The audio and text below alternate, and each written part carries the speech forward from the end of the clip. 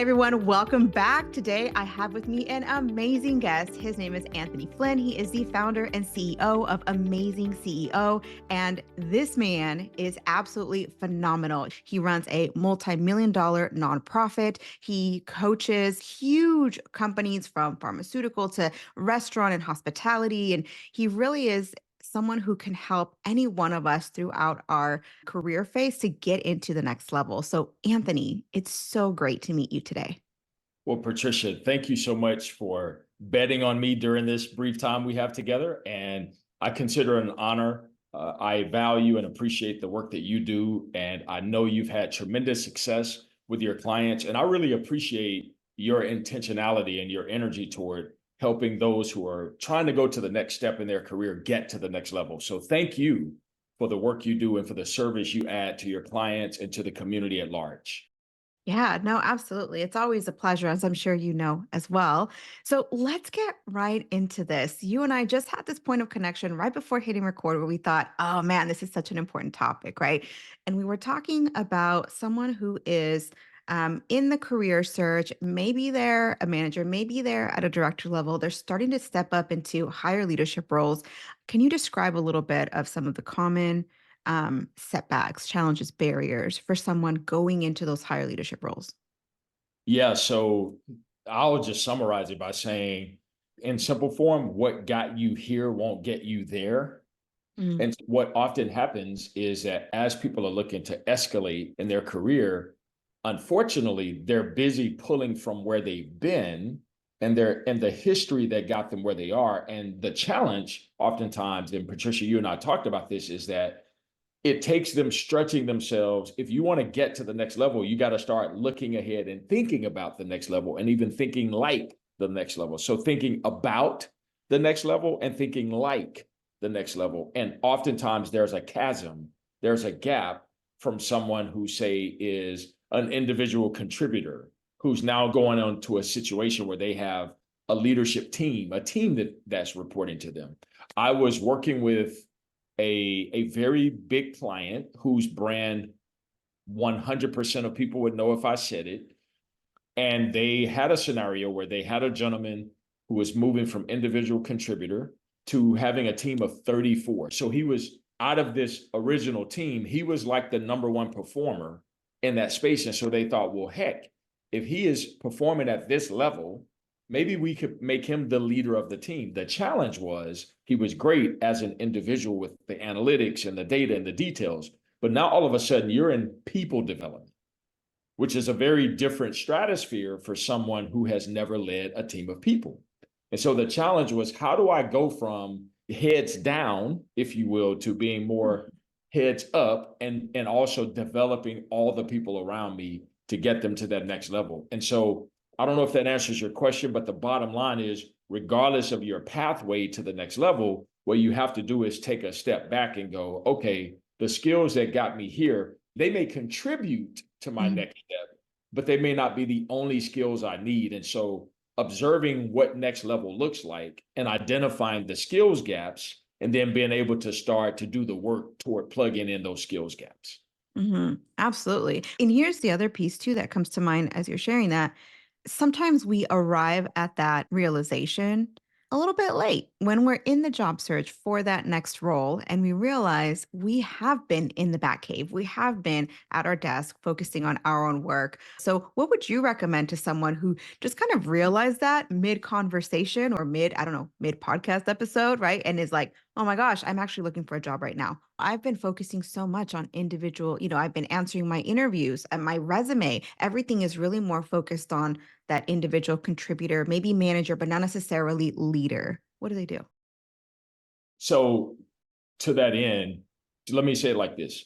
There's customization, and then the word I'm looking to pull from is, I'll say, generalization and Mhm. context. So think about some of the general skills that need to be developed relative to leadership development. So you can get a lot of that from books. You can get a lot of that from attending seminars, webinars, podcasts, et cetera, following you, right, Patricia? Mhm. I mean, you can get a lot of that. But then there's the specialization element of it. And by that, I mean what it takes to, say, work in the package handling business as a leader would be very different than what it takes to be a leader in, say, a hospital environment.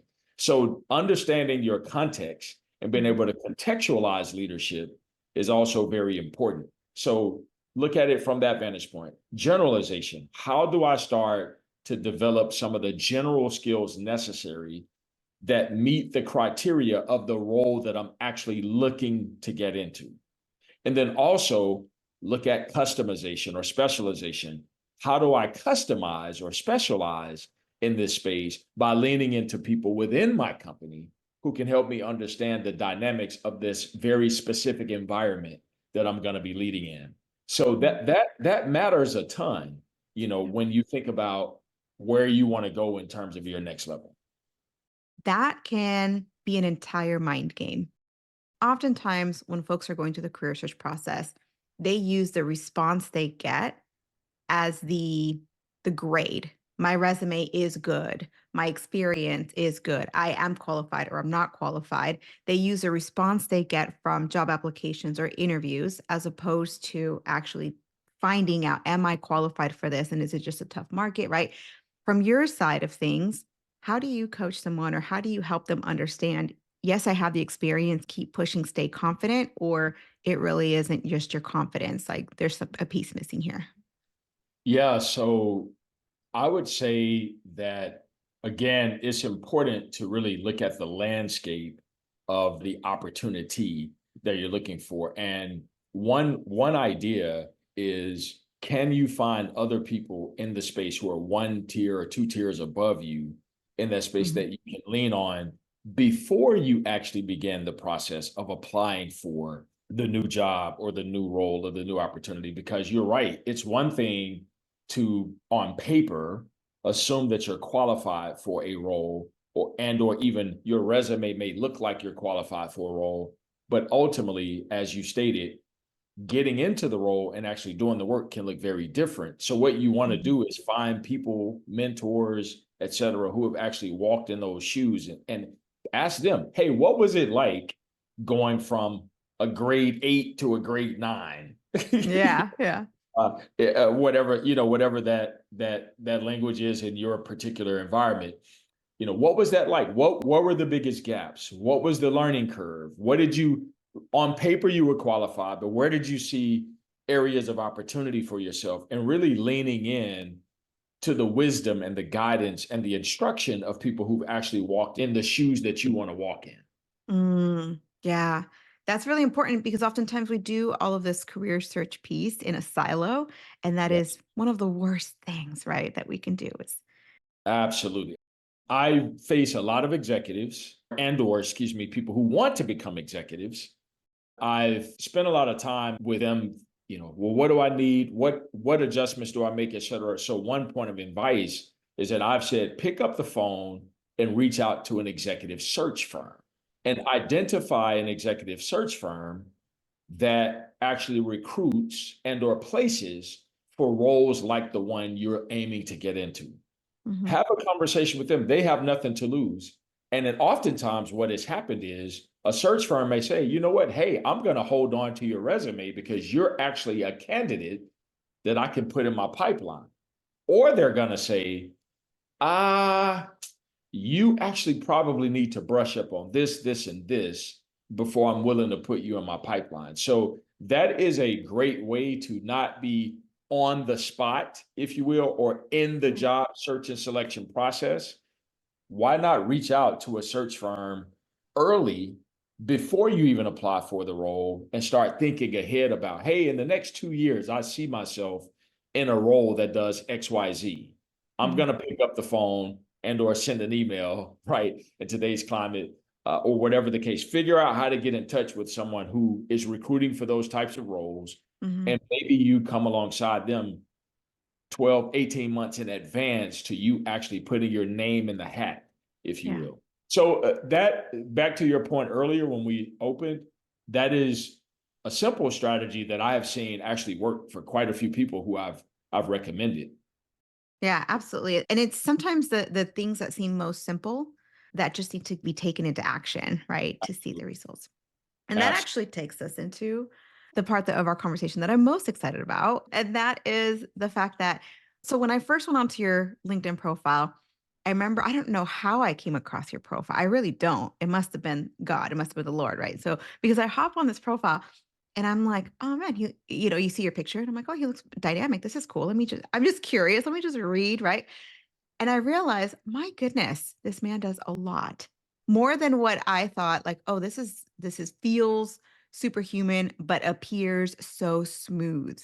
And we talked about thinking big and making bigger moves, and how the fact that that takes just as much energy as thinking small, maybe even less, because thinking small is very stressful, right? So, share with us, how do you do all the things you do? And how is it that there's such a big chasm when you look at a mindset from someone that, and we all have that at one point or another in our lives, but that piece of, I'm going to stay in this box within the system, work my hour by hour, which I think is a really big mindset, is I do this in exchange for that, versus like working more exponentially and kind of opening your mind up to a lot of opportunity. Yeah. So, it's so interesting, Patricia, that it's going to sound like I'm giving such an elementary ABC response, but in many ways, and I will elaborate, but your question somewhat answered the question. Mm, And what I mean by that is the first very basic step in the process and journey is actually believing you can. yeah. And I think that the feeling of overwhelm, the feeling of fear, the feeling of doubt, the feeling of anxiety, the lacking of self confidence, the lacking of self esteem, all of those things in our humanity, and mine included, as you stated, have been impediments in my past and can be active impediments in the lives of those who may be listening right now to your Mhm. podcast. The very first step in me being able to manage all these multiple things is the idea that I genuinely, from the bottom of my heart, believed that I could have multiple things and multiple verticals going on at the same time. Mhm. I I am 100% convinced that I can do that, right? And so that is the first step, because if you're not committed, if you're not all in conceptually, you're less likely to move forward on the thing or the things. And so Mhm. that is the very baseline first step. Now, there are some very practical and pragmatic things happening around that. So first and foremost, all of the things that I do have a common thread, and that is human development, people development, leadership development. I mean, I'm in the business of pouring into and developing people. Mhm. So it's not like I'm selling water bottles over here. And then that helps a lot because there's a cross transfer of my skill in context of all the various things that I'm doing. The skills are transferable. It also doesn't hurt that I get up every morning between 3:30 and 4:30 a.m., like Yeah. clockwork. That's very important because from a productivity vantage point, I get way more done. I don't have more time in a week or in a day than the average person. But what I do is, by getting up at 3:30 in the morning, nobody is calling me or texting me or pinging me between 3:30 and 7:30, 8 o'clock a.m. So I've got a few hours of productivity that I can leverage that the average person may not be able to leverage, because by the time they get up and get out, the world is screaming around them. Also, don't underestimate the power of team. And I have a team around me. I don't run in isolation. I have people around me. So for example, you mentioned my social media platform is specifically LinkedIn, because that's where I hang out the most. Well, I actually have support behind the scenes with my LinkedIn profile. So I conceptualize content, I speak, I train, I coach, and then my team takes stuff from my own intellectual thoughts, my own IP, and we develop my content around that. So I contribute very substantially, but I also have a team that's helping me think through, okay, so what's our strategy for the month of September, right? And Yeah. what content, Anthony, do you want to use for the month of September? So it's a collaborative effort. So yeah, does Mhm. that, does that help out? Oh, absolutely. I muted myself because I was furiously taking some notes. Here are some of the things that you talked about, right? So if you're listening right now and you're like, "Oh, that was really good. Let's like process that. Let's process that together." First thing you said is you need to be confident. You have to, and I think part of it is that most of us, I don't think, realize that we have control over our emotions. Our emotions start with a belief. A belief starts with a thought. So, a belief is basically you have a pattern of thought that you have now resorted on autopilot. That's what a belief is. And oftentimes we don't realize that that belief comes from a thought and that thought comes from an event. So we have to go back and figure out where are these thoughts coming from and how do we kind of interject in there to sort in some ways kind of like stop the belief, right? Hijack the belief. So the first thing you said was confidence. You have to believe that it can be done. And that is something that no one can do for you. We can facilitate that process. We can provide a structure for you, but you ultimately have to make the decision.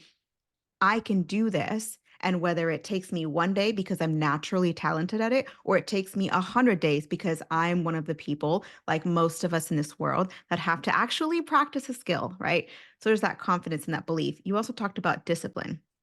You have to do the thing. You have to do the thing. You cannot look at a strategy and say, well, that works for Joe or that works for Stacy because they're awesome. No, it's because when you weren't watching, they were up at 3, 4 in the morning and they were putting the work in. And there's always, I always say, this is so bad, but I use when I started the podcast, I was like, I suck at this, and maybe I still have some improvement to go, but you know what I call it? I'm like, you just got to get out the cringe. Like you have to go through the sucky part. There's Yeah. no way on the other side. Yes. There's no way on the other side. So you talked about confidence and belief. You talked about discipline.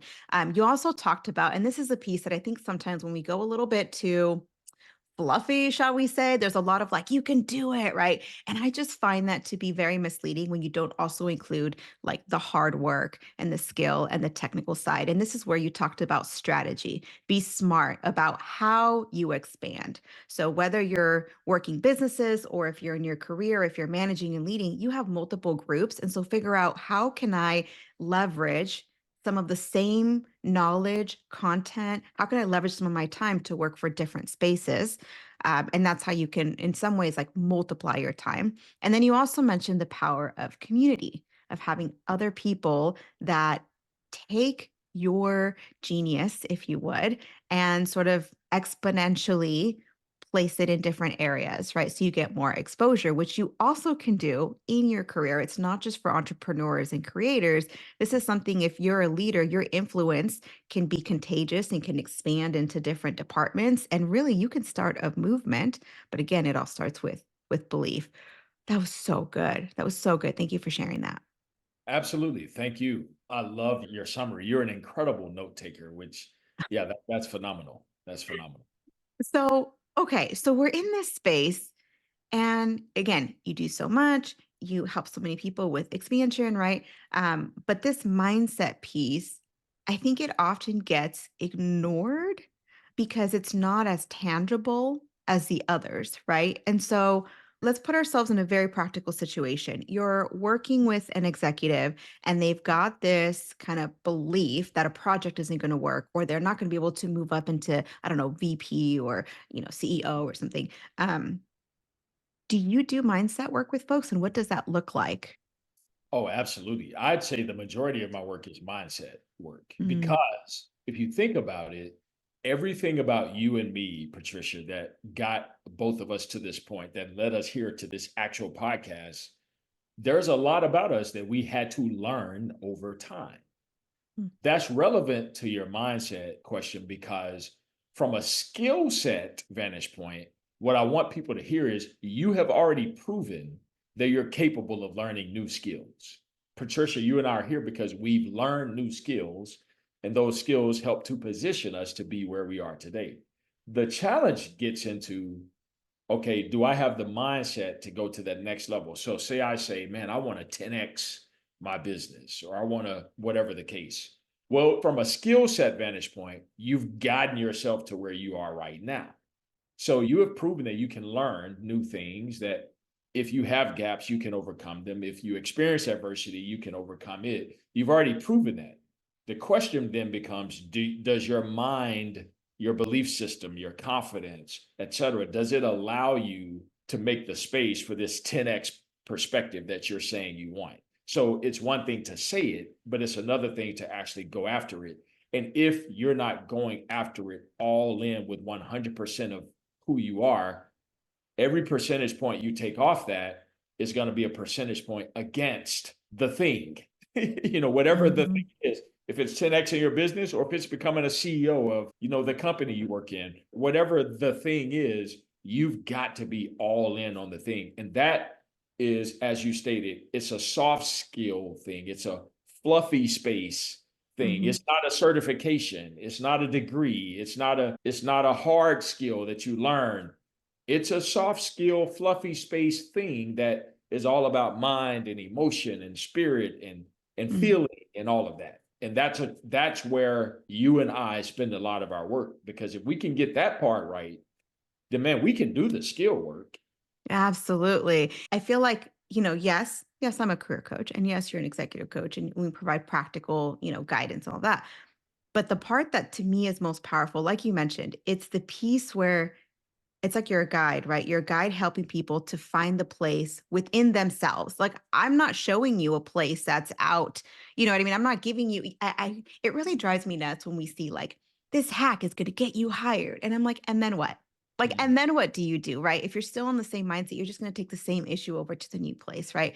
And so the biggest piece, the part that I really enjoy and that you allude to is underneath the soil where we're working.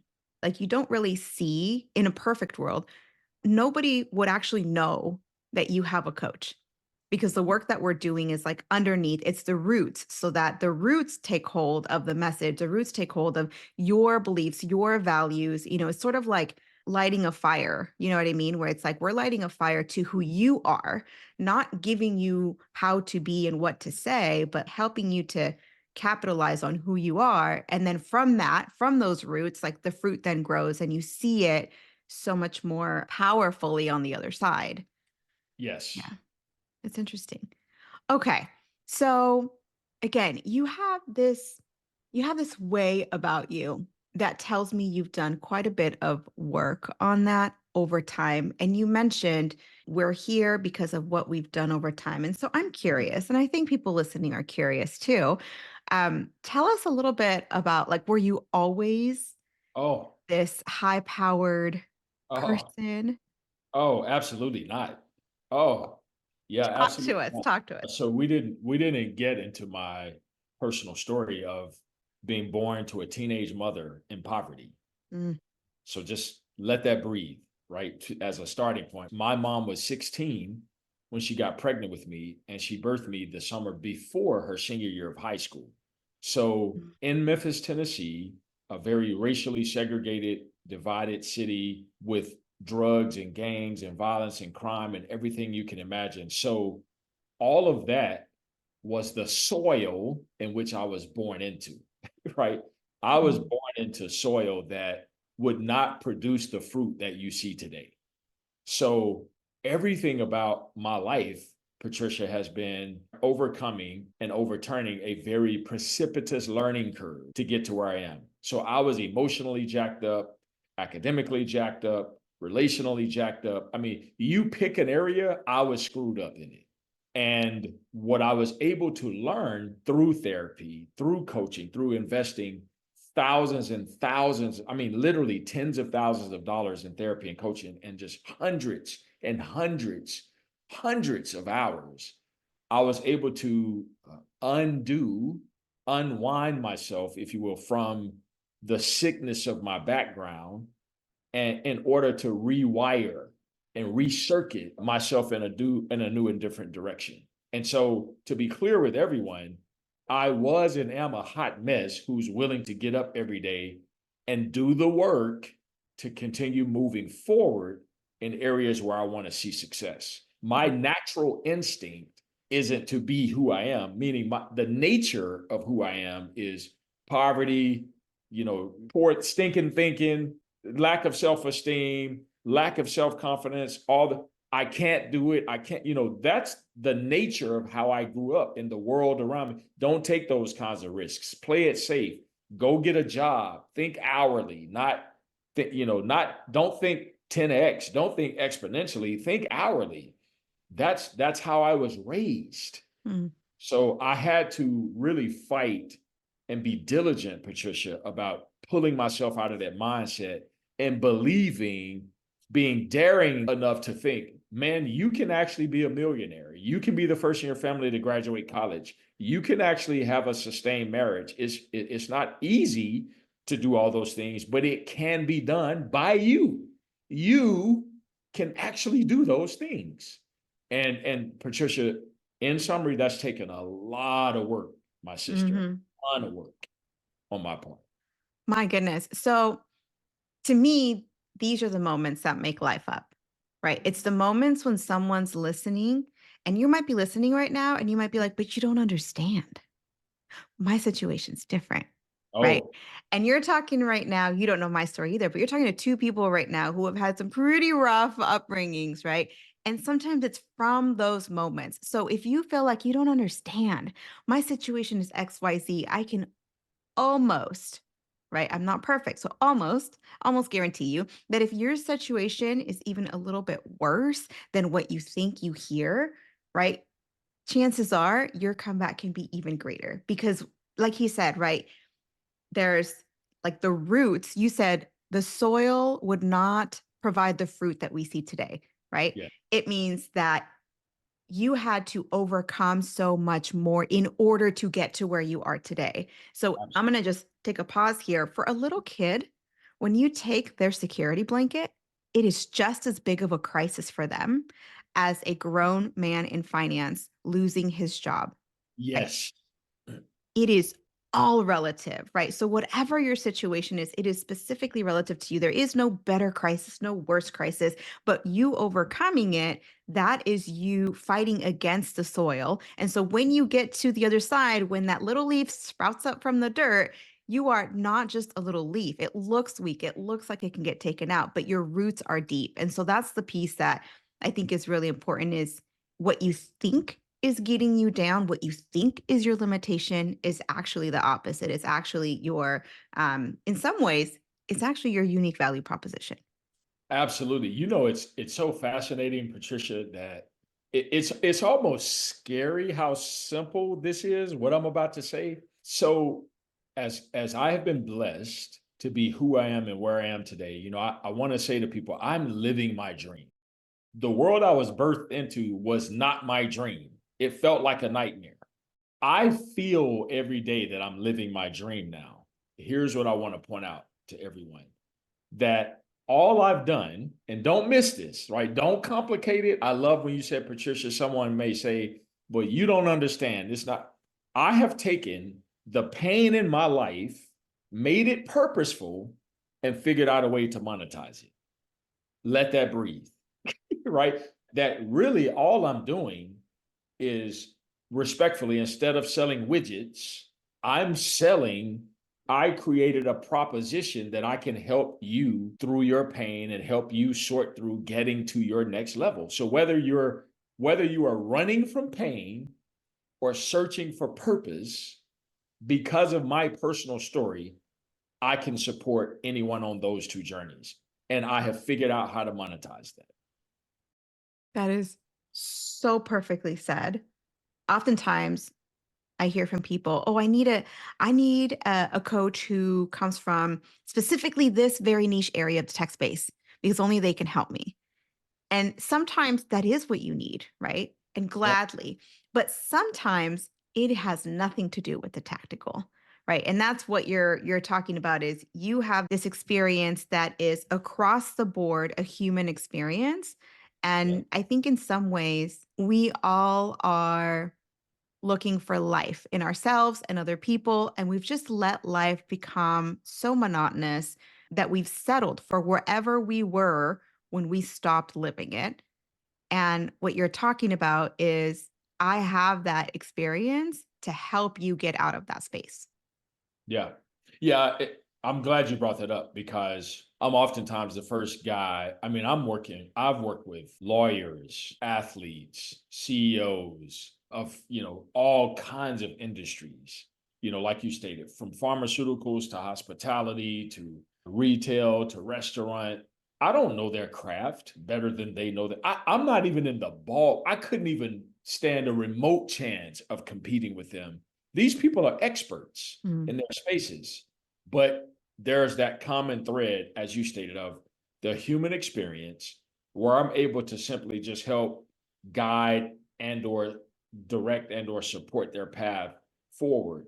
And what it does is it actually just pours gasoline on the fire of their expertise.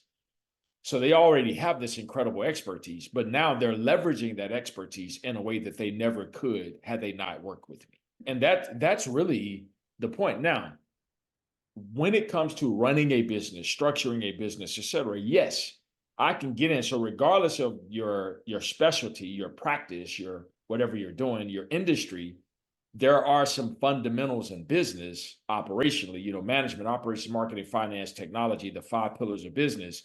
I can help you sort through a lot of that stuff. But as it pertains to your specialty, I'm not the guy you want to call for that. But I can help you get to the next level if we're talking broad stroke human experience. How do I take the skill I already Mm. have and 10x it? Yes, And how do I tap into my own thoughts? A lot of times we've kind of put a lid on our own thoughts. And so that coaching helps us to absolutely. bring out things within us, right? I know we're going to jump around here, but before we wrap up today's episode, I think a lot of us are really curious. We talked about your successes and how many people you help and how you work exponentially and how amazing that is. We've also talked about where you came from. And because there's such a big gap, I would love to hear a little bit about the time in between. The first time you started a business, or did you start in your career? Like, what was your journey like? Yeah, yeah. So I actually started off in corporate America. I actually graduated college with a degree in sales, business sales. Mhm. And actually, my first job out of college was with a Fortune 100 company where I had the number one sales territory in the country. And so, honestly, I was on a path to make millions of dollars in corporate America had I stayed the course. I was doing really well. Literally, in my first year, they flew in the regional vice president to spend a day with me, who hey, Anthony, man, you are a rock star, right? You're going to do XYZ and blah, blah, blah, blah, blah, and all the hype that comes around that. But I didn't drink the Kool Aid, meaning I realized that for me personally, how I'm wired, that freedom and that flexibility to think exponentially, was important to me. So each of us needs to understand how we're wired. What corporate America did for me personally, this isn't an indictment on corporate America, nor anyone who, for their path, it is corporate America. But for me personally, because of what you talked about, I'm an exponential thinking kind of guy. And so, again, respectfully, corporate America has structure and processes and systems. So my big ideas didn't necessarily fit that context. Mm. And so for me, I made the pivot in my early 20s to actually go into ministry, nonprofit, community work, where I really got my first taste of entrepreneurship. We actually planted a church. And then out of the church plant, which we had tremendous growth, we started with 60 volunteers and grew that to over 10,000 members in a matter of just 5 years. I Mm. started our community development corporation. So I became the quote unquote executive director or CEO, if you will, of our local community development corporation in Memphis. All of this was in Memphis, by the way. Mm. And because I went back to the neighborhood where I grew up, where my mom still lives, Wow. and I wanted to contribute there. So I started a community development corp, and we had, it now has 5 charter schools and owns properties and entrepreneurial institute and blah blah blah blah blah. And all of that was launched by me. I wrote the initial strategic plan, et cetera. And so I've moved around in the nonprofit space quite a bit. So really at 20, I guess I was 27 when I became a CEO for the first time, running that community development corporation. And then from there, I've been a COO slash CEO since then. And then it was 2017 that actually the impetus for me. So I was exclusively a nonprofit guy, Mm. and then I had a turning point moment where a good friend of mine, now he was a board member of a nonprofit that recruited me to become a CEO. And he was a Fortune 200 CEO and he had just retired. And so an opportunity presented itself for me to go to his ranch and speak to 100 CEOs that were Mm. peers and colleagues of his back in 2013. And that was the turning point where I realized I had something to offer corporate America. I had swept my corporate stuff under the rug. And I realized, man, that giant was reawakened where I had an opportunity to contribute both to the Mhm. nonprofit arena as well as corporate America. And so I launched Amazing CEO in 2017. So it was a 4-year journey of me, playing around with it a little bit, figuring out what I wanted to do because I was still functioning as a CEO in a nonprofit setting. But over that 4-year period, I landed on, I got it now. Mm. And once I decided, as we talked about, once I decided, I committed. And I didn't allow the barriers to entry. I didn't allow the fact that I've been doing nonprofit work for all those years. None of that mattered. I knew I could learn as long as I was committed to the journey. I knew that I would not allow anything to stop me from growing Amazing CEO, which I've been blessed to do up to this point. I think it's so important to point out some pieces, and it's important for a reason. I'm not just pointing them out to point them out. But I think oftentimes people build these walls up of their own cognition. And what you're saying, and please do correct because I'm trying to get this accurate, right? So what you're saying is you were primarily in the nonprofit world. You have not been in corporate since that first position as a recent graduate, it sounds like, um, from your bachelor's degree, from what I can tell, right? Yep. So to be clear, I had 2 stints in corporate, and I left the first company, went to another company, took on more responsibility, had more success, if you will. Hmm. So, but I was 24 years old when I Hmm. left corporate America. What was the 24. highest level that you had been at in corporate America? Oh, I was a sales manager. I mean, I had a 4-state responsibility as a sales territory manager. So not high at all. Yeah. You So we're know, not talking director, we're not talking Oh, no. VP, No, right? no, no, no, no. No, So no, no, you no. were in essence in middle management where many of us find ourselves. And then you went into nonprofit and you had never been back in corporate as a CEO. To me, the reason I point that out is because it just is more evidence, right? That so many people build barriers of their own cognition and then live out those barriers. And you did not do that. Absolutely. Now, what is important to point out is that even though I hadn't had a formal role, Nick is the guy's name who brought me out to the ranch. He wouldn't have brought me in if he didn't know I had the qualifications Hmm. to speak to that audience. So I was still educating myself and developing and qualifying myself. So when I launched my business, it wasn't like I didn't have skill, acumen, and expertise to go along with it.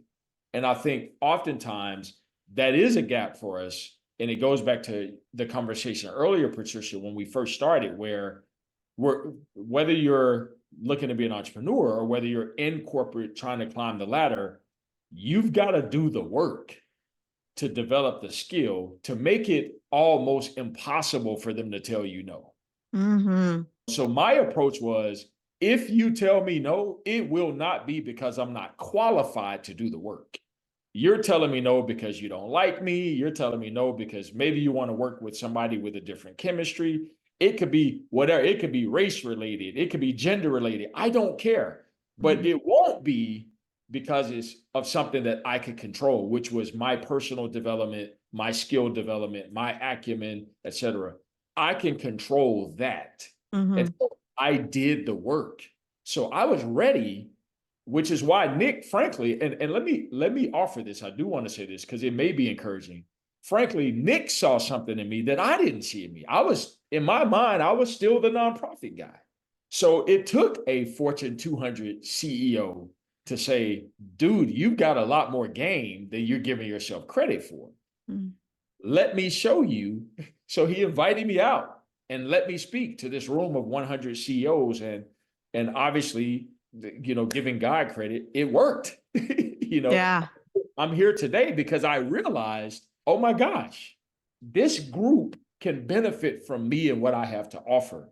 So the other thing that's important to point out is that even in my nonprofit space, I was a CEO and I ran my nonprofits wherever I was like a business. I wasn't just lollygagging and hanging out and playing video games, right? I was running those organizations like I was running a business. So that skill development occurred over time. And one more thing, so people get context, the last thing I'll say there is understanding that in my nonprofit space, I was around CEOs and key executives all the time because I was raising millions of dollars from Mhm. high class, high capacity business leaders, entertainers, athletes, et cetera. So again, I put myself in a position, Patricia, where even though like you said, I didn't have this high climb in corporate America, but I never stopped growing. I never stopped learning. And I put myself in the environment with the people that I would eventually one day serve,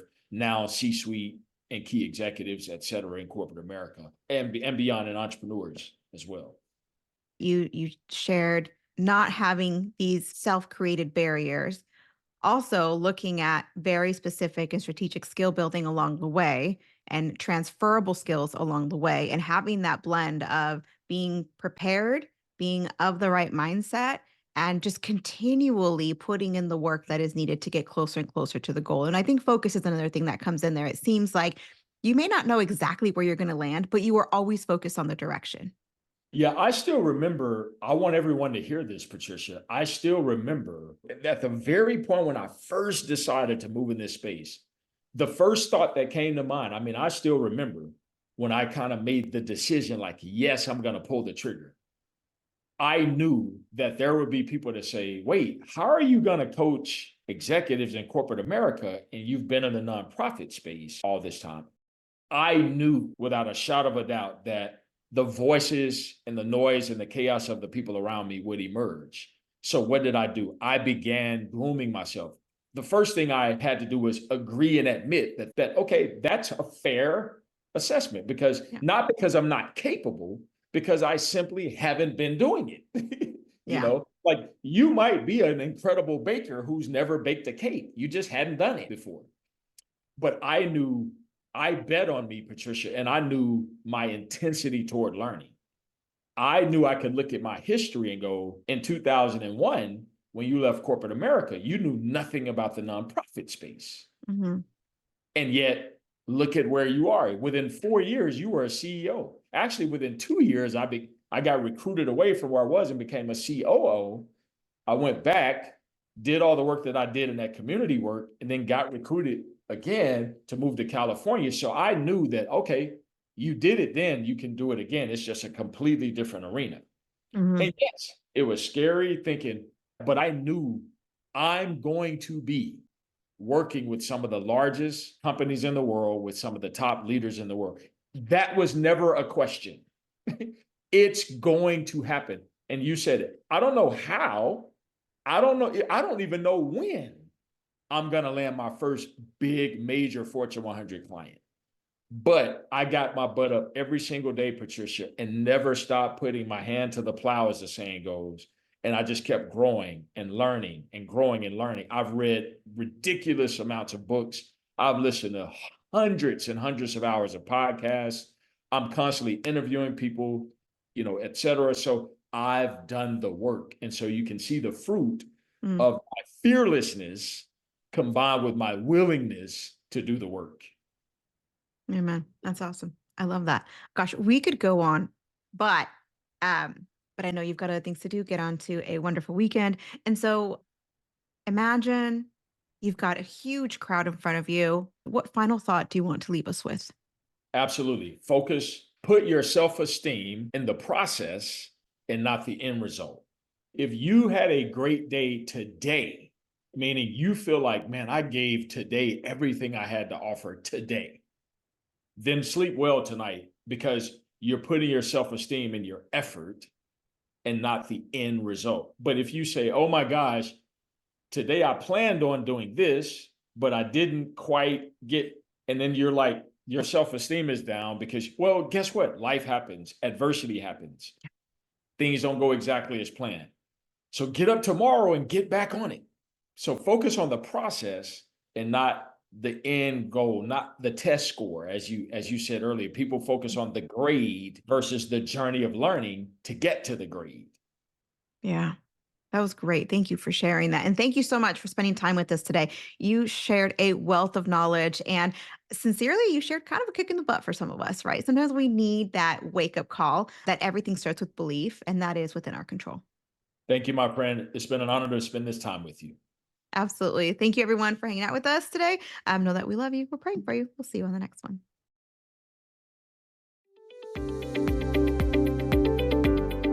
Hey, thanks for listening. I really appreciate you spending time with me today.